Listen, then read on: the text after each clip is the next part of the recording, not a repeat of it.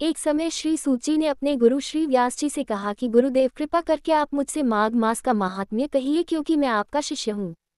व्यास जी कहने लगे कि रघुवंश के राजा दिलीप एक समय यज्ञ के स्नान के पश्चात पैरों में जूते और सुंदर वस्त्र पहनकर शिकार की सामग्री से युक्त कवच और शोभायमान आभूषण पहने हुए अपने सिपाहियों से घिरे हुए जंगल में शिकार खेलने के लिए अपनी नगरी से बाहर निकले।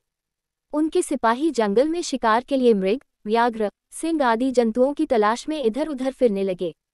उस वन में वनस्थली अत्यंत शोभा को प्राप्त हो रही थी। कहीं कहीं मृगों के झुंड फिरते थे, कहीं गीदड़ अपना भयंकर शब्द कर रहे थे, कहीं गैंडों का समूह हाथियों के समान फिर रहा था, कहीं वृक्षों के कोटरों में बैठे हुए उल्लू अपना भयानक शब्द कर रहे थे, कहीं सिंहों के पदचिन्हों के साथ घायल मृगों के रक्त से भूमि लाल हो रही थी, कहीं दूध से भरी थनों वाली सुंदर भैंसें फिर रही थी, कहीं पर सुगंधित पुष्प, हरी भरी लताएं वन की शोभा को बढ़ा रही थी।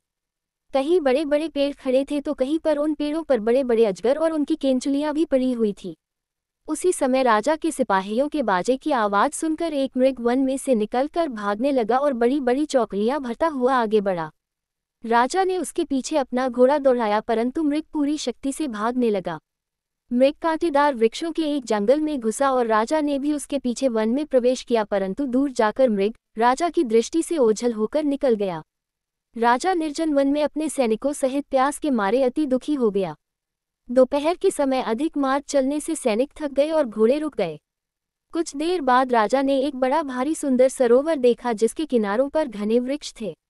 इसका जल सज्जनों के हृदय के समान स्वच्छ और पवित्र था। सरोवर का जल लहरों से बड़ा सुंदर लगता था। जल में अनेक प्रकार के जल जंतु, मछलियां आदि स्वच्छंदता से इधर उधर फिर रही थी। दुष्टों के समान निर्दयी चित्त वाले मगरमच्छ भी थे। किसी किसी जगह लोभी के समान सिमाल भी पड़ी हुई थी। जैसे विपत्ति में पड़े हुए लोगों को दुखों को हरने वाले दानी पुरुष के समान ये सरोवर अपने जल से सबको सुखी करता था, जैसे मेघ चातक के दुख को हरता है। इस सरोवर को देखकर राजा की थकावट दूर हो गई। रात्रि को राजा ने वहीं विश्राम किया और सैनिक पहरा देने लगे और चारों तरफ फैल गए। रात के अंतिम समय में शूकरों के एक झुंड ने आकर सरोवर में पानी पिया और कमल के झुंड के पास आया। तब शिकारियों ने सावधान होकर शूकरों पर आक्रमण किया और उनको मारकर पृथ्वी पर गिरा दिया। उस समय सब शिकारी कोलाहल करते हुए बड़ी प्रसन्नता के साथ राजा के पास गए और राजा प्रभात हुआ देखकर उनके साथ ही अपनी नगरी की तरफ चल पड़ा, जिसका शरीर तपस्या और नियमों के कारण बिल्कुल सूख गया था, जो मृगछाला और वल्कल पहने हुए था और नख रोम तथा केश धारण किए हुए था। राजा ने ऐसे घोर तपस्वी को देखकर बड़े आश्चर्य से उसको प्रणाम किया और हाथ जोड़कर खड़ा हो गया।